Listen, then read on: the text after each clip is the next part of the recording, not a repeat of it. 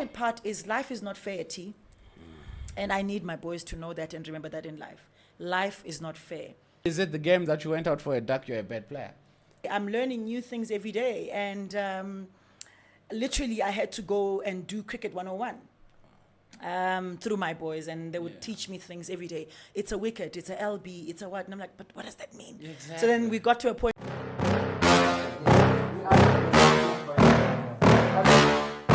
Yeah. Please tell me that I can't, that I won't, that I fail, that I'll never make it out, yeah. Please tell me all the bad, never good, fill my head full of every single doubt, yeah. Please say any negative thoughts, I pop off when I hear people. Hello there and welcome to another one. I trust I find you in good spirits. My name is TATENDA, back with another one. Hero is not here. I is also not here. These guys are always absent without leave. And if people are absent without leave, you know how it is. You get to your workplace and you just don't rock up, you get fired. So gents, you are fired. Anyway, I'm not that kind of a person. If you're new to the channel, please consider liking, sharing, and subscribing. That way, we get to meet more celebrities like the one that you're going to see on screen shortly. This lady bombarded us. And my wife always says that I don't keep a secret. So our content producer sends us a message. Everything is sorted. And guess what? We've got a guest that comes an hour before the shoot. Ladies and gentlemen. Thank you, Tanya. What an intro, right? Beautiful intro. Next time I'll be 30 minutes late. No. You're keeping us on our toes because as you know how it is, you always want to do things last minute. And here you are, she's by the door. And like, let's do this. Let's get the ball rolling. Yeah. Anyway, ladies and gentlemen, meet Mrs. Siphokazi. Did I say it right? You said it right. Said it 1-0. right, Taz. 1-0. 1-0. One for now. One for now, yeah. How are you doing? I'm good, thanks, Taz. And how are you? I'm still alive. That's all that matters Exactly. these days. You're right. I think a lot of things have been happening over the past couple of years, especially with lockdown as well. So much so that life in general is so important. Yeah. Not the achievements or the attributes or the successes and whatnot, just being alive. Yeah, those are bonuses. I say every day, like the fact that I've seen the sunlight and I'm able to see my loved ones. Yeah. That's the best gift. Yeah. The rest will come along the way. True, Yeah. true. Welcome to the Game On podcast. Thank you. The reason why we started the podcast was to have a sit down with servants of the game. Okay. And by servants, it doesn't only necessarily mean that you're coaching or you're an admin or you play the game. Rather, the people that are involved in the game and loving the game. And when I told us about you, I was like, yeah, that's a good angle, because we were actually thinking of it a few weeks, months ago, where we wanted to chat to cricket moms. Let's chat to moms and see what goes through their minds, because I know for a fact that when my son is playing on a weekend, Saturday, Sunday, my wife is like, Jesse, this is so tiring, because we leave home at 6, we come back home probably at 8 or at 9. I'm sure it's nothing new to you. It's the story of my life. Story of my life. And I always tell people, if I'm going to invite you to a cricket game, I prepare you psychologically the night before. That it's going to be a whole day affair. Sure, so please be ready. So that's the life of a cricket mom. It's every day. My first question to you would be, if you had to turn the tables and you're a mom to sons, would you be a mom to daughters, and how would you navigate the... Jeez. No, I wouldn't tell the tales. God knew better. Yeah. But initially I did want a girl. I wanted a little friend, a mini-me. Yeah. But God knew better. The friendship and the road that I've traveled with the boys is actually the best. Wow. I wouldn't change it for anything in the world. Wow. What makes a great mom to the boys? Because yes, you understand that you are a mom and you always want to have them close to you and mommy's boys, that sort of thing. What makes it, what's the most challenging yet great part about being a mom to boys? Sure. Being a mom boy is a full-time acrobatic exercise. Look, they all they need is support. All they need is you to be there for them. It doesn't matter what sport they play or participate in, as long as you're there supporting them. Yeah. And then comes doing the chores, and they're never there. You're always on your own. But being a boy mom, I've enjoyed every single moment from day one to today. Wow. To today. I'm pretty sure someone that is watching this is going, geez, is this a It's Game On podcast where we're speaking about moms and kids and whatnot. And it's just a different turn to what we're trying to achieve. And I spoke to you offline and I said, it's a conversation between two people that are just having a chat. The first thing that we did, I remember I had my wife because I was still sorting myself out. And she's like, we are huggers. So again, that's just the nature of the podcast. It's not, there's a set of questions that, okay, who is Siphokazi? What makes her tick? What makes her angry? That sort of thing. But anyway, we still need to ask who you are. So who is Siphokazi? It's Game On. Siphokazi is a mom to 2 boys, married to my lovely husband as well. Amazing. For a good 16 years, going for 16 years now. Nice.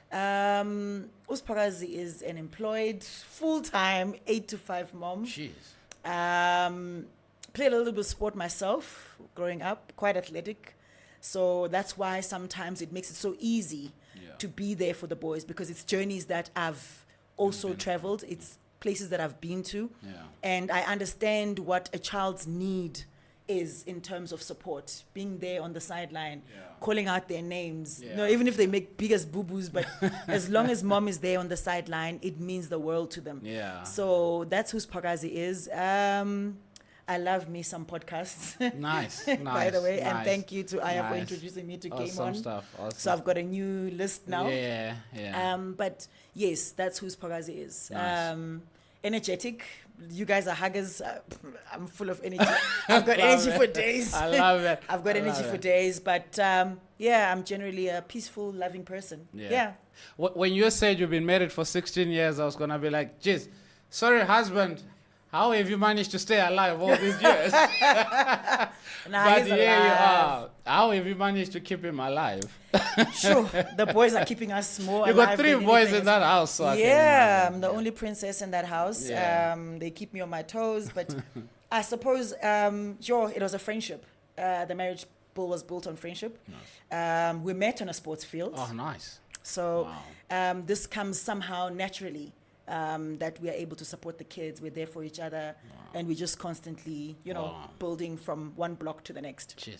It's so crazy how you said you've been married 16 years and you can tell when people are friends more than they are lovers. Of course. The first instinct or the first impression that you meet people, you're like, wow, I can see that.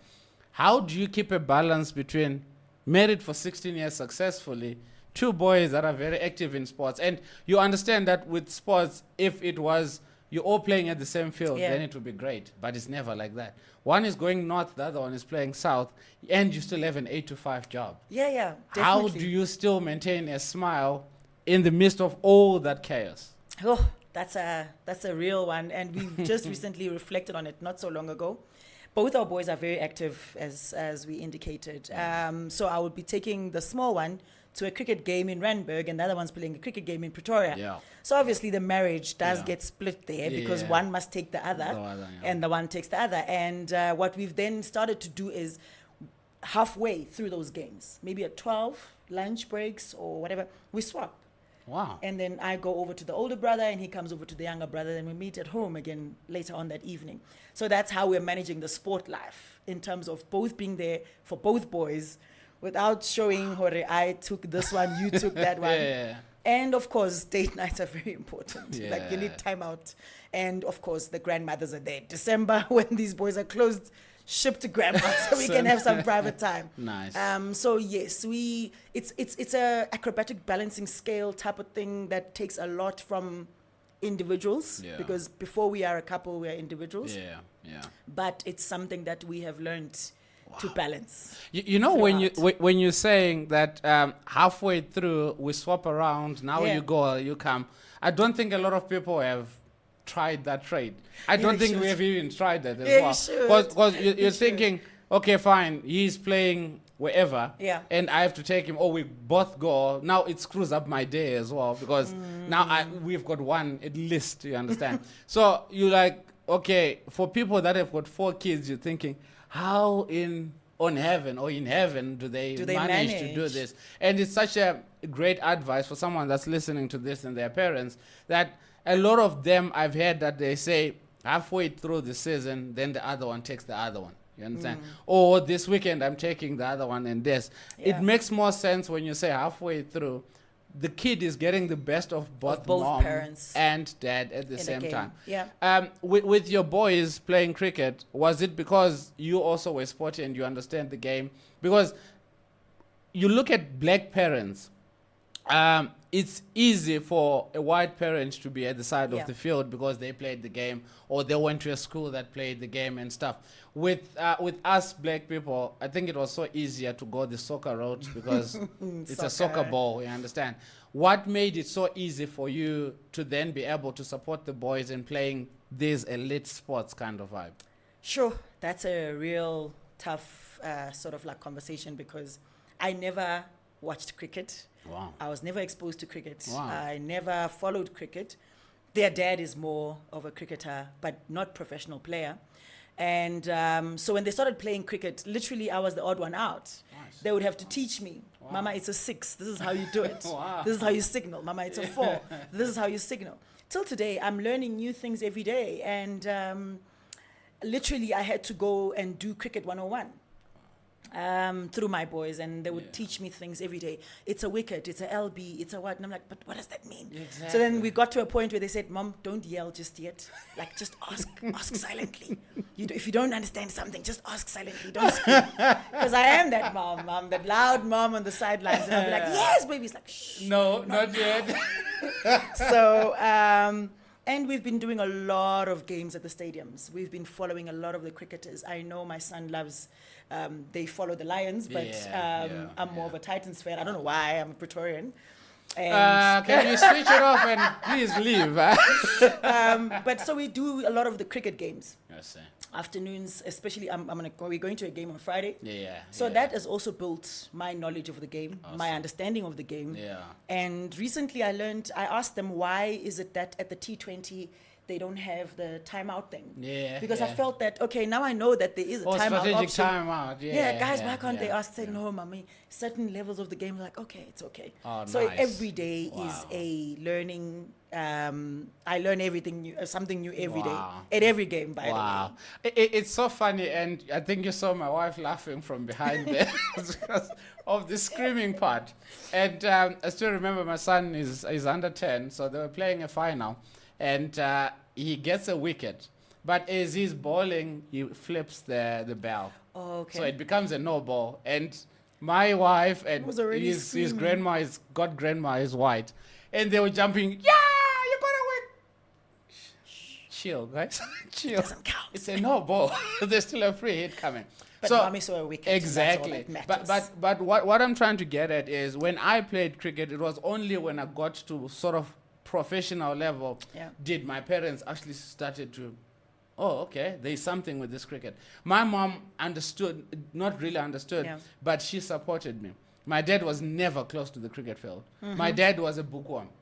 Literally, he would sit down with his novel and read his books and whatever. And that's it. Cricket was not his thing. My mom going with me, obviously, because she's working and stuff like that.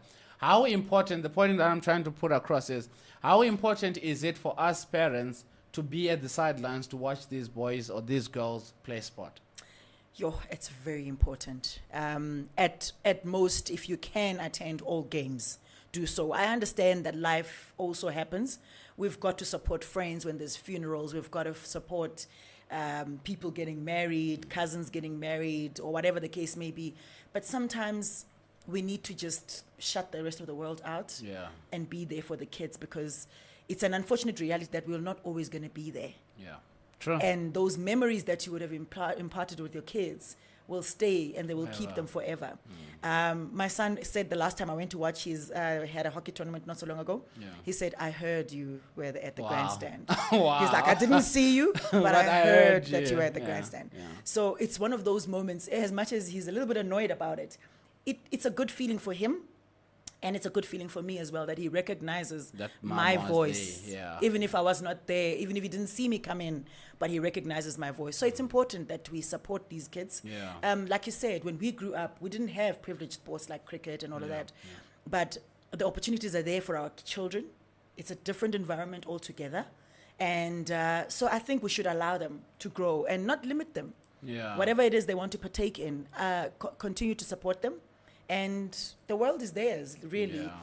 Look at this young gentleman that just recently made it now. He's 17. At 17. Yeah. And those are conversations we have with our children, because the first thing that we discussed was matric. And I said to my son, yes, even if you were to make it, you still need to pass. You still have to, yes. Give me that certificate and then you can still make it. So it's things that we are learning. It's now closer than any other time. The reality is there. It's possible that you might make it, but you need to understand that your career comes with responsibilities.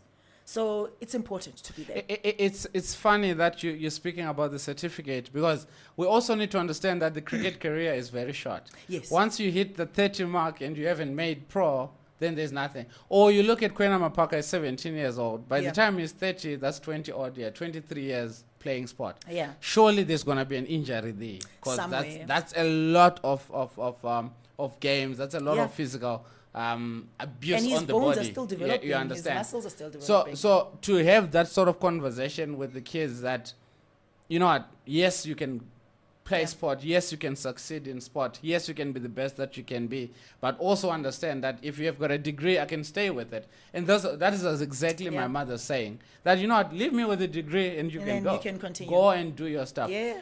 How did you get to that point where you are having such discussions with your children? Is that the kind of family vibe or the family system that you guys are raising them in? It's just a conversation that just came out, really, because of what happened to Kwena. And then they said, no, but he's going to write matric. And I said, yes, my child. Yeah. He is going to write matric. He's going to have extra tutors there. He's going to have... And ironically, there was a video that came out where he was having a conversation with his mom. Wow. And they were talking about him having extra classes and attending and getting extra lessons. Yeah. So the conversation has always been there. And to say... they need to have this type of background, at least. Yeah. Give me something, and then you can continue. You're free as a bird, my child. Anything. You can become a professional cricketer, wear your green and gold jersey any day. And still. But still, you've got to keep up. You cannot let go of the one because of the other. So the conversation was not imposed on him. It was more of a casual chat with him. And I know they also referenced Rabada as well. Yeah. Because he too made it quite young. Quite young. So I said, yes, but the boys still passed their matric. So it doesn't mean because you're wearing the green and gold, you need to neglect the other important parts of your life. How do you keep a balance between you and your husband to have such conversations? Because we always grew up with good parent, good cop, bad cop, that kind of vibe. How then do you say, let's suppose one of your boys is scheduled for a big game, but then they fail their test. Who has to be the one that's going to say, no, you're not going? They know. Dad is not letting them go. So dad is the bad cop. Dad, and he doesn't even say much. And that's the thing. I talk a lot. I'm more energetic and everything, but my husband will tell them no. Jeez. And that's it. Jeez. You're not going, and that's it. So even with their negotiations, because sometimes, the reality is that there'll be games they'll be playing late at night, and there'll be days where they have homework, they need to study. The dad will simply tell them, if you drop your marks or your averages, not going there. You're not going. And it also serves as motivation for them to know. So I'll be looking at them like, guys, the chief has spoken. Chief has spoken. I wanted you to go, but then the chief said no. Sorry, right? So, but it's one of those. He's the stricter cop between the two. How then do you balance the fact that you are the screaming mom and dad is the quiet one? Is dad ever nudging you and say, not too loud? No, not on the cricket field. No, he can't do that. Yeah. I wouldn't allow him to do that. At the cricket field, I think I'm free to scream. Yeah, but he does nudge me sometimes. Like, hey, shh, you're embarrassing the kids. Because sometimes they will signal to him to say, hey, yes, there was a conversation the one time they said, hey, Tata, you must talk to your wife. Wow. She mustn't scream so loud. And so he would catch me on the side though and say, hey, love, please. The homeowners have given me an instruction to say, hey. But then at the same time, it's just like when you've got a toddler in the house. Yes, you're always screaming, hey, don't do that. But the moment they go to granny and the house is quiet, you miss them. So I think it will be the same thing as well, where yes, mom is not here today and there is no screaming. All of a sudden, everyone's like, no, man, something is not right. Something is short here. So the screaming is good because that's a sign of passion. But then there's always going to be that parent. You are screaming from a place of supporting your children. even if you don't understand some of the lingo or the stuff that happens, you ask later. You I'll ask understand? later. What happens to the one that is looking or watching this and they're going, I don't understand a thing about rugby. I remember the first time that I went to a rugby game, get given tickets because I know the Lions rugby physio and whatnot. Okay. So I get tickets and box tickets, great. And we get there and I've got bunch of white ox. I know a lot of white ox. And those guys are passionate about their game. Yeah. So we're having a beer and they go, that is nonsense. And I'm like, What just happened? what's nonsense? I don't understand. So in as much as, yes, the vibe was great because I'm around my mates, but then to a certain degree, I don't catch everything that happens in a rugby game because my understanding of rugby or my experience with rugby was I was playing first team cricket and they called us to all cricket boys, come to rugby practice. It's off season. Okay, great. We are walking to the rugby field. There's guys that are around this guy and he broke his arm. Oh, no. So this is sticking out and I still remember the bone was like that. It's like, gents, let's go back to the cricket match. I'm done. I'm doing it. So that's my history with rugby. You were not understanding and someone is watching this and going, I don't understand cricket. So what's the point of me going there? I can take my kid and come back and fetch him later. What advice would you give to such a mom that's sort of reserved, not because they don't want to be there, but because moms like you are going all out and they're enjoying and everything that's happening and they don't understand? I think it didn't start with understanding the game. Moms out there, be on the sidelines. Unless you've really got a good commitment, we can't judge the moms, but be on the sideline. Get to know the game. Ask him, what is it that you enjoy most about the game? Do you enjoy kicking the ball, or do you enjoy passing the ball, or do you enjoy playing keeper at a soccer game? And whatever it is that he's showing interest in, poke questions, find out. So when you have done a slide and you've caught the ball on the side, what does it mean to you? You know, start celebrating his little moments. It may not be much, because even with cricket, I don't want to lie. Honestly, I didn't know and understand cricket until my oldest one was playing under 10. And kudos to the coaches, by the way, because he was at another school in Midrand, and one of the coaches was like, bring your boy on Saturday, and it's fine. They've got a kit, but let him wear something white, and it's something that they had picked up during a school practice, and it's something that they wanted to showcase on a Saturday game. Okay. And that's how it started, really. I took him to that game, and the rest is history. You're just there, you support, you watch, and you get home and you ask, so why was he saying your arm must be like that? Why was he saying your action is wrong? So you ask these questions so that you can sort of help him at home. What is it that you need to do? I remember when my boy got to high school and he got Aya Yoli as his coach. Nice. So Aya and I started connecting. You know, I was then in contact with the coaches. So that's another advice that the moms can do is like, speak to the coaches, find out from the coaches. What is it that I can do for my son outside of school? What is it that I can help to support so that by the time he comes to you, there's some groundwork done. So show some interest, mom. Be there.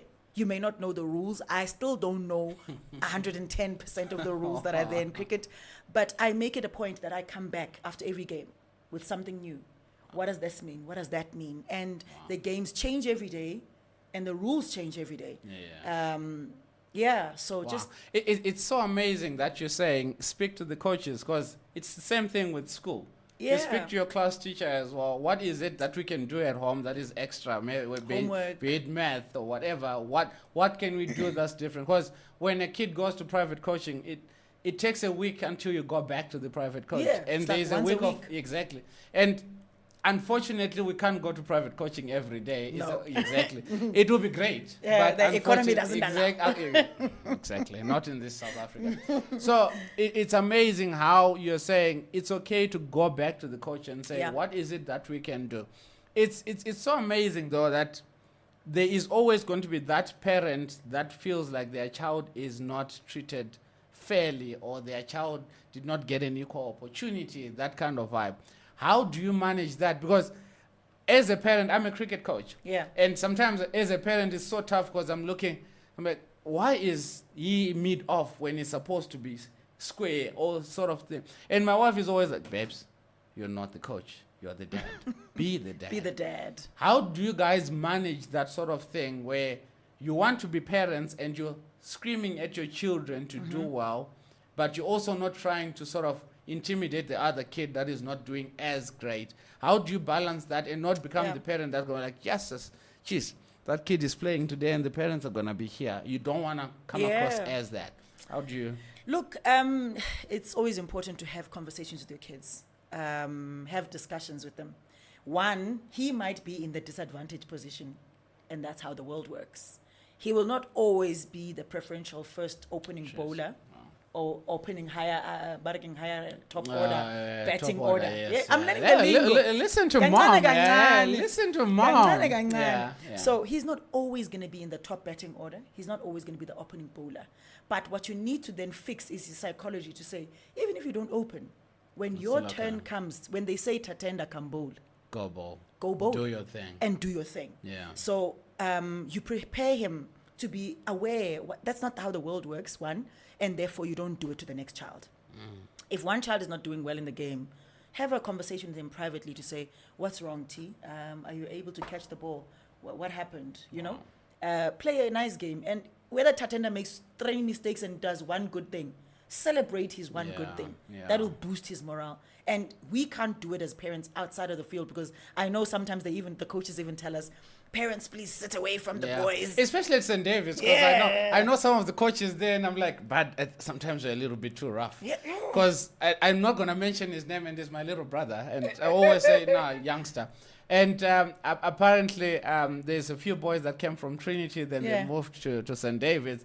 At Trinity, parents have got a say in the team. In the game, Literally, they can tell the coach, no, my kid has to bat number 1, my kid has to bowl number 8, that kind of vibe. You get to St. David's, it's a different story. No. Like, you don't even sit there. You don't even talk to the kids. Parents on the other side, boys on the other side. And if you're really to interact with your child, it must be an emergency, or he doesn't have food, which would hardly ever happen. Yeah, obviously. But it must be some worst case scenario, something has happened. Then you're allowed to come close to the boys, but through the coach. Yeah. It's something that we had adjusted to, because our under 13 coach at Far North trained us very well. And my son was terrified of the coach in a good way, because he understood his mission, and he would tell you, no, I'm not fighting with coach, but guys, don't come to me, give me everything that I need now. And but then it's so amazing when after bowling, because I saw that after bowling you walk with the water or something, because these kids, they're not playing with the 12th man.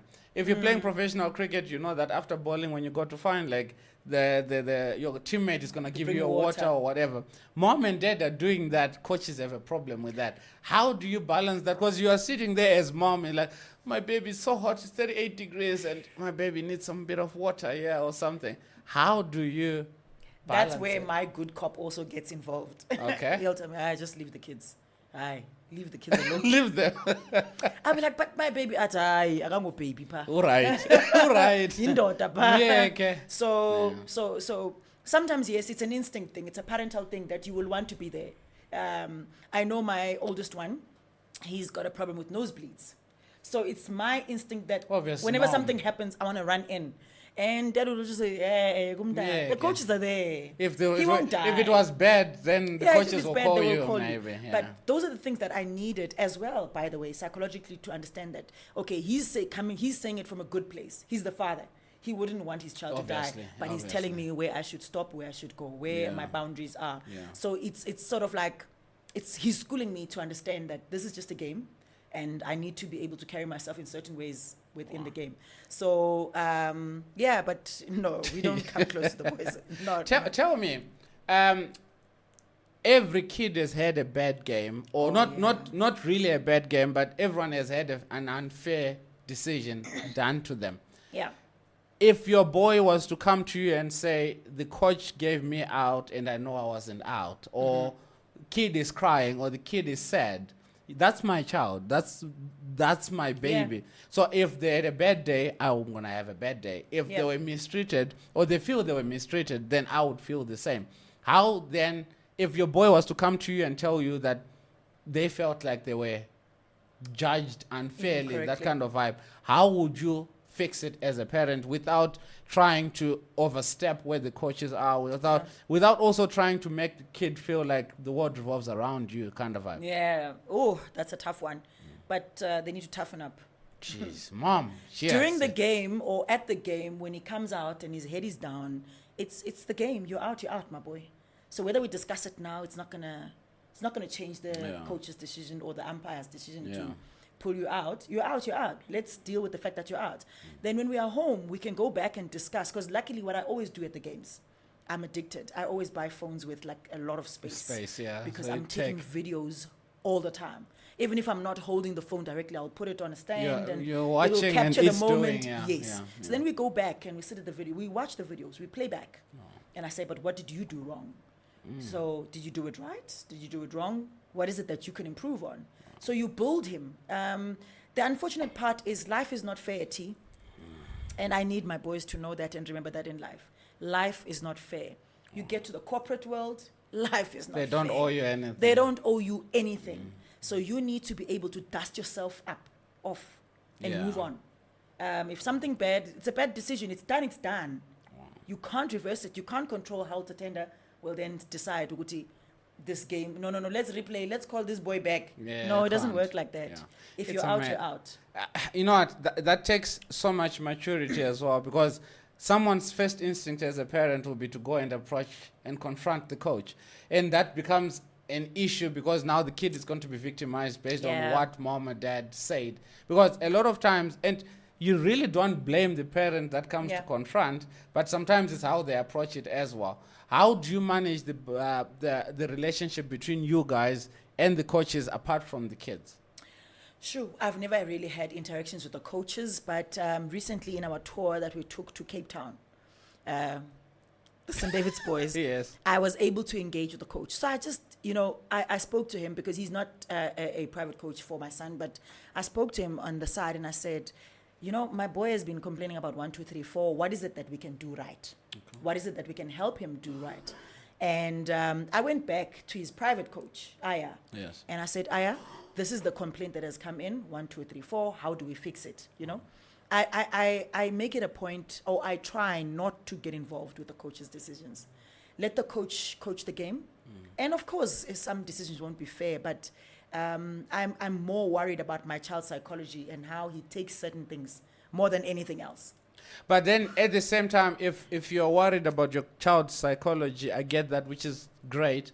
But then at the same time, don't you feel or have that fear that you don't want your kid to kind of feel like you're not siding with him? Because when my wife comes and she's complaining that whatever happened at work and whatnot, and they're venting, in which, by the way, I learned that you're not supposed to give solutions. Just listen to the vent. So I learned. So are you not scared of sort of having the kid feel like mom will never take my side? Because yes, as a parent, you don't want to take their side if they are wrong, but also you also want to understand from their perspective. Oh, you are saying they got you out unfairly.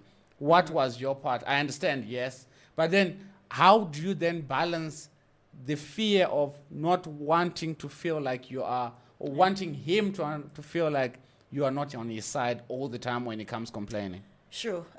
Obviously, you'll give him a bit of a hug. But they don't want the hugs in front of people, You by see the way. now, you make them soft. So you're like, baby, you want to give me a hug? He'll be like, no, mom. You want to give me a kiss? Like, no. You're like, come on, mom. But you do give him that assurance. There's those little nudges that you'll give him a signal that it's okay. It's okay, baby. You made a mistake, or you're out, or, you didn't bowl well. Because it happens. And we try, man, to share and watch as much game as possible. I know a couple of months ago, Ngidi had a very bad spell. Where he bowled so many wides and so many things, and it was playing on TV. And we were not home. Dad took a picture of like 8, 9 balls back to back. Look at this, And he said, boys, and that's the message that he shared to me. He said, boys, this happens even with professionals. So it's always important to pick yourself up after the end of the game. So we try, T. We try. We really do. Yeah. And the fact that the game of cricket or sport in general, you fail more than you succeed. Yeah. And yes, you may have a good spell today. You got 100, not out, whatever. You got 5 wickets, whatever the case may be. For the next First 5 ball. days, first ball out. Out. But does that make you a bad player? And I always say that to my son as well, that yes, the game that you played and you were the top scorer, it was great, right? Now, why is it the game that you went out for a duck, you're a bad player? All of a sudden, you don't love cricket because you went out. Because you went out with a Or duck. you was playing another game where you bowled the first ball, the final that I was telling you about. You bowled the first one, it was a wicket, but no ball. The second one hits it to mid-off, drop catch. Right? Third one, you balls it full, it gets hit over square leg for 6. Second one, you went too short, it gets hit again over square leg, pull shot for 6. Starts crying. Right? And I'm there on the sidelines, and I'm like, no, that's nonsense. And mom is like, no, you're too rough. and that's the thing with parents, because mom is coming from a soft point of view. Yeah. And dad, I'm coming from take responsibility. Yeah. You can't bowl crap and you expect to get a wicket, you understand? So how then does mom and dad fix that part where mom, you have to support no matter what, and dad, yes, you said dad is more on the reserve side and you're on the talkative side. How do you balance the two now? Well, he knows more cricket than I would. So even with telling them their mistakes, he would say, but you bowled it short. It was supposed to be a bit fuller. Yeah. It was supposed to have a certain speed, or you released before your wrist did whatever. Jeez, mom is talking some proper. I'm just there to say, do your thing, my baby. So he misses a wicket, but he misses a wicket, and dad will be able to tell him, you got a wicket luckily. Like you got that was luck. Wow. You bowled it wrong, you bowled it a bit off, Yeah. whatever, and Yeah. off stump, but you still got it right. If it was me, I'll be like, you got a wicket, that's all that matters. Yeah. It doesn't matter how you got the wicket, you Just got the do it. wicket. Yeah. But now I'm learning the lingo. Yeah. So now I'm able to tell them as well when I'm at the games, like, bowl it a bit fuller. Yeah. Now don't rush the... I love how, and I was watching this and she got a bit fuller with the wrist and everything. Because they've taught me. It's things that they've taught me. Yeah. And even the actions. I am Yoli will send like videos. Nice. To say this is how I want it. Yeah. This is how he should deliver the ball. And I'm eternally grateful to him. How important is it to have that kind of relationship? Because a private coach becomes part of the furniture, or part of the household furniture. Because there is times where I get called at 11 o'clock and the kid doesn't want to sleep or write his homework or whatever. Like, Chas, can you have a chat to him? Or he had a bad game. And I have to be like, not, but it's okay. What did you do? Okay. And how important is that relationship between you and a parent and the private coach? It is important because it helps with the team building. It helps with the understanding the game, understanding your child's needs in comparison to what the coach expects. Because what the coach expects might not always be what he delivers. So how do you balance then between what the coach needs from him to deliver versus what he actually does deliver? And they become very close with the coaches. So yes, I understand why you will call the coach, because there are certain things that we do say. It's the same as sending your little one to grade 1. It doesn't matter what teacher said, what you say as a parent, it's a no. But teacher said. Exactly. Yeah, teacher said this is how we do the math. So we're going to do it We're that going to do it way. like this. Yeah, It doesn't matter. yeah. So it's important to build a relationship with your coaches, because even with the child's behavior, how the child carries himself at home also builds a relationship with the coach, because how does he carry himself outside with other adults, and sometimes I'm like, I'm not coming, coach that child and then take him home or take him Exactly. back I'm not to doing school. this. I'm not tired. coming. Yeah. And you need to build the relationship before you can trust that person completely with your child. I see. Wow. So that's very important. Before we go, I'm going to come back. Amazing of the stuff that you're doing with your kids and giving them that confidence as they're growing up, because they know mom and dad are always going to be there. Yes, it may not be mom today, but dad is definitely. One of them is going to always be there. With us people, have you noticed that when our kids are playing elite sports, it takes us away from family gatherings, family stuff, and all that? Yeah.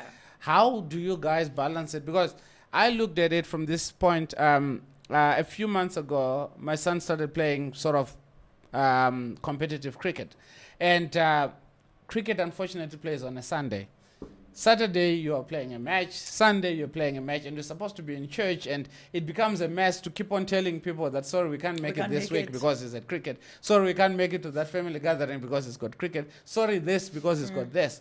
How do you balance that to still stay in the family as a family, as you guys, and still be part of whatever that's happening without messing up with their schedule? Because when it's cricket season or sporting season, there's no time. There's no time for play dates. There's no time for marriage dates. Exactly, yeah. Your wife will agree. Yeah, she does, yeah, yeah. Tads, it's a juggling game, really. We do find ourselves in that predicament. Sometimes we don't even honor friends' invites, or we're always the last ones to arrive. Yeah. Or if we're there early, like quickly when to go. Yeah. Yeah, like I was here early. Tads, Can I go? Can I go in the next 30 minutes? Yeah. It's the reality. One of us always has to be there for the kids. And recently, we had to split. I did cricket and hockey and rugby the one weekend, and Dad was away supporting family. Jeez. And the next time he stays with the kids, You go. and I go. Wow. That's the kind of balancing that we have started, and the friendship that we've built allows us to do that, because we're comfortable. I'm comfortable with, hey, Joe, you go represent. Go. I'll stay with the Exactly, kids, yeah. or and to the family in advance. Siyaxolisa, asenzing abo. Yeah, You see, our Tads, yeah. they are stuck in the same predicament. Yeah. One of us always has to go if it's something far or something that will separate. Yeah. We don't drop the kids. Jeez. We go. We went to his cousin's wedding. The one time we drove in and out. In Just Polokwane, show face and Limpopo. out. We drove in, Quickly. dropped the boys at the cricket game, went to the wedding, drove back. That's like a 3-hour drive Jeez. to come back and, you know. Ladies and gentlemen, the Parents of the Year goes to you guys, because that is amazing. Yeah. The drive to Limpopo is daunting. So imagine going and coming back. Like it was That's in and out. just In and out. wow. Siphokazi, it's been amazing. Thank you so much for shedding light into being a cricket mom, cricket parents as well, and getting a balance. My last question, or one before the last one, would be what advice, you gave advice to a cricket mom, what advice would you give to a couple that the kid is not sporty? What now? How do I support a kid that doesn't want to play sport? Maybe they are academic, or maybe they love chess, or maybe they love something, and mom and dad want the kid to play cricket. Reason why I ask that is for a good 2, 3, 4 years in my kid's life, in my son's life, I used to say, if you play soccer, I'm not playing for your school fees. You have to play cricket because I love cricket. But then later on realized that, no, man, you're just being nonsense. Let the kid floor and open his wings and let him sail. What advice would you give to such where dad wants you to play soccer, the kid wants to play rugby, or kid wants to play something else? I think as parents, we need to stop living our dreams through our kids. If dad wanted to play soccer, he should have played soccer. If dad wanted to play rugby, he must go and get rugby and break bones. You know? Or break his own bones. Break his own bones. What I could say is that encourage your children to participate in some kind of sport, but that which they love, support them. And they may not always get national colors, by the way. They may not always make provincial. They may not always play first team. But the fact that they're loving what they're doing, you just have to be there and support them. Oh, amazing. Then the last one. Okay. A wise woman once said, finish the statement. Yo, love thy neighbor as you love yourself. No, I'm joking. I just had to come up with something. A wise woman once said, look after yourself, sister. That way you are in a better position to look after the next person. Ladies and gentlemen, it's been amazing. Siphokazi, it's been amazing. Thank you so much for taking your time. I know you are busy. Yeah. Being a cricket parent or a sporting parent, you are busy. So to take an hour out of your time to come to chat to us, it's a blessing. Thank you so much. May you guys keep on. May you be at every cricket ground. May it be at every debut that the kids are going to make, whether it's in England, India, you name it. You guys are going to be there. Amen. That's for sure. Amen. And we believe that everything is going to go well. No injuries, please. In the name of Jesus. Amen. Thank you so much. And all the best to your marriage as well. Thank 16 you. Going on 30. You guys are amazing. We just been married for 8 years, so we're still littlies. You Nah, we'll understand? teach you a thing or two. You see, exactly. I'm still alive, so halfway through, I need to sit down with your husband and say, how do we deal with this species? Because see, something else. Anyway, thank you so much for taking your time. It's been amazing. No, thank you guys for hosting us, and all the best to you guys, and game on. Awesome. And may you fly and grow to greater heights. Awesome stuff. Thank you so much. Thank you, Tads. If you're still here, please consider liking, sharing, and subscribing on Spotify, Apple Podcasts, and all that. I think you like, you share, or leave a review, something like of that sort. Anyway, in the comment section, let us know what you think of this. If you're a cricket mom, please just lift your hand or a blue heart or whatever heart, just to say, I'm here. We recognize you. And coming into Mother's Day or Women's Day, I think it's coming somewhere in August. We celebrate you guys. It's amazing, the sacrifices that you put in. Sometimes you don't even understand what you guys are doing. You don't even understand the sports that you guys are involved in because of your children, but because of you are moms, you are ladies, you are women, you are mbokodos. Yeah, baba. Did I say it right? Atindi mboko. Or mbokodo.